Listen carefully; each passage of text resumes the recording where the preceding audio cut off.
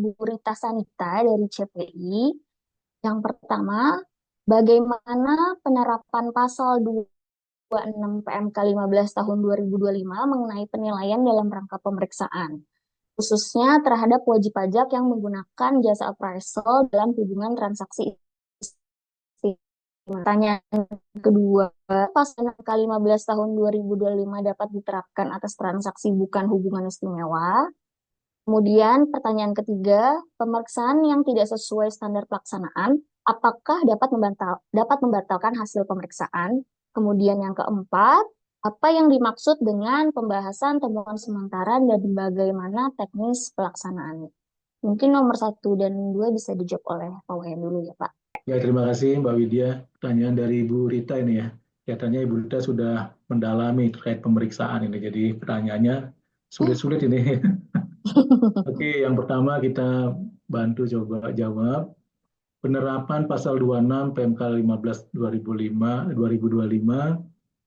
ya terkait penilaian terutama dalam transaksi hubungan istimewa ya tadi kita sudah sampaikan, Ibu Dewi sudah menjelaskan bahwa sekarang memang ada tim penilai yang sudah ikut juga nimbrung ya dalam tim pemeriksa. Jadi kalau misalnya sewaktu-waktu diperlukan ya, bantuan penilaian, maka tim pemeriksa bisa minta tolong kepada tim penilai untuk melakukan appraisal ya. Nah, apakah ini diperlakukan dalam transaksi hubungan istimewa? Ya mungkin seperti yang tadi saya katakan dilihat case by case ya.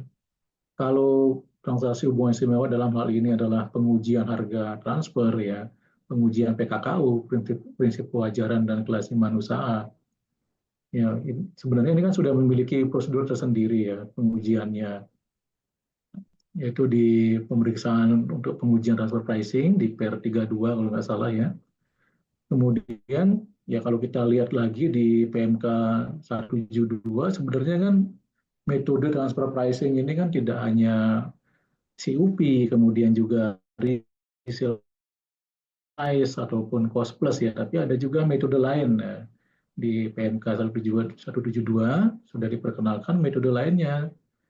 Apa metode lain itu ya diantaranya adalah penilaian bisnis atau penilaian ya aset ya berwujud maupun tidak berwujud. Ya, jadi bisa saja dalam proses transfer pricing ini pemeriksa juga melibatkan tim penilai dalam rangka mengukur ya kewajaran nilai transaksi terutama atas nilai bisnisnya. Nilai bisnis atau nilai aset baik itu berwujud maupun tidak berwujud yang ditransfer kepada pihak yang memiliki hubungan istimewa.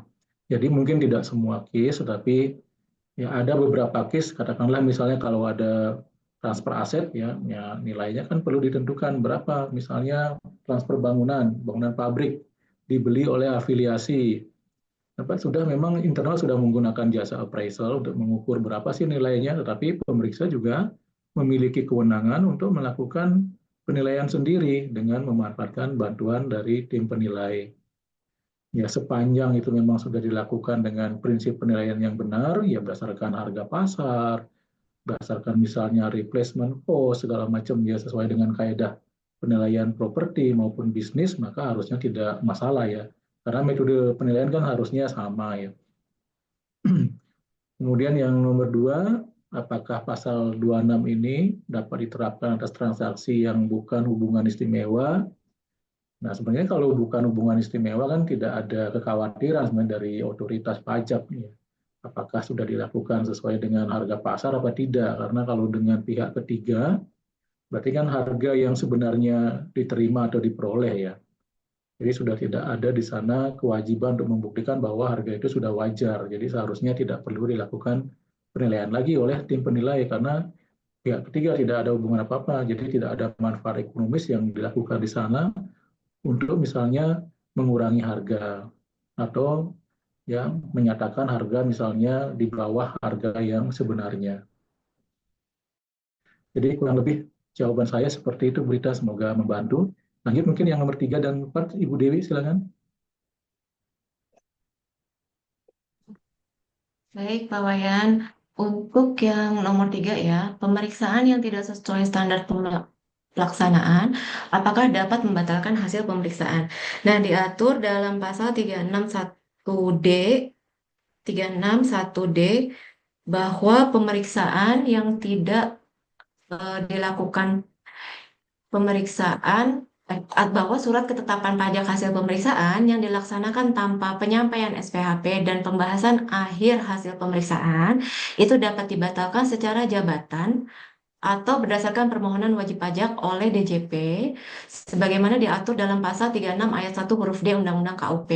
Jadi bisa dibatalkan tapi harus terbit dulu SKP-nya. Nah, kita akan melalui proses pembatalan, permohonan pembatalan SKP. Kita kirimkan ke KPP, nanti akan diproses oleh Kanwil.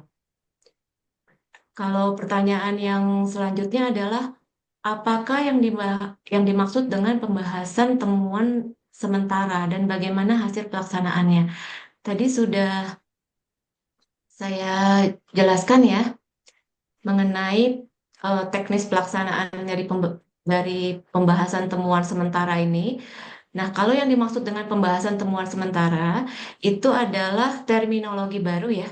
Terminologi baru dalam PMK 15 2025 eh, ini adalah untuk mengakomodir ya deduction pengurangan dari waktu menjawab SPHP respon. Dikurangi 5 hari, tapi diberikan keluasan juga nih di sini pembahasan temuan sementara. Jadi eh, koreksi itu dibagi-bagi gitu. Jadi koreksi yang udah ada dari A sampai misalnya Z, kemudian akan dibahas di temuan sementara nih. Pemeriksa mengundang paling lambat 1 bulan sebelum jangka waktu pengujian berakhir.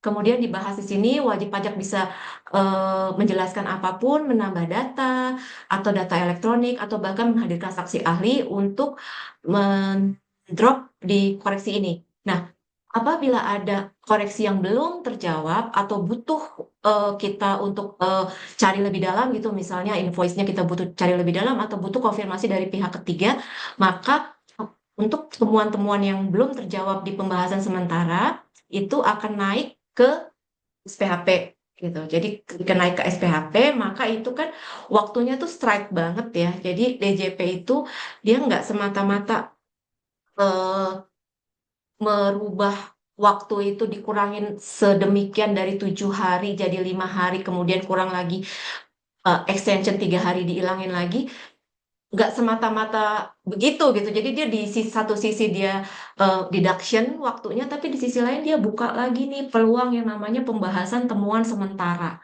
Nah, manfaatkanlah ini sebaik-baiknya. Jadi ibarat kata hanya koreksi-koreksi yang sulit, hanya koreksi-koreksi yang kalau istilah teman-teman saya itu koreksi yang sepakat untuk tidak sepakat gitu. Akhirnya masuk dikunci ke dalam SPHP. Nah, nanti itu akan dibahas lebih mendalam di dalam SPHP yang sisa waktunya cuma 5 hari itu. Oke, saya menambahkan sedikit yang poin 3 tadi, pertanyaan dari Bu Rita. Tadi Bu Dewi sudah menyampaikan, bisa nggak dilakukan pembatalan ya? Kalau pemeriksaannya misalnya tidak dilakukan, ya, tidak dikirimkan SPHP ataupun tidak dilakukan pembahasan akhir, maka ini bisa dibatalkan sesuai dengan pasal 36. Tapi kalau standar yang lain, ya memang belum ada aturannya. Misalnya kalau tidak disampaikan temuan sementara, apakah hasil pemeriksaannya bisa dibatalkan? Nah, ini tidak diatur dalam undang-undang KUP kita ya. Jadi ya ini yang belum jelas, sepertinya tidak bisa dibatalkan karena yang diatur untuk pembatalan hanya apabila pemeriksaan itu tidak ada SPHP-nya, tidak ada pembahasan akhir ya. Hanya dua itu yang mendasari terjadinya pembatalan SKP.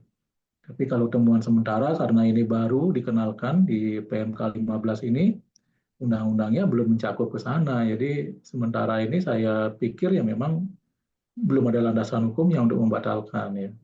Jadi mungkin seperti itu Bu Rita. Ya.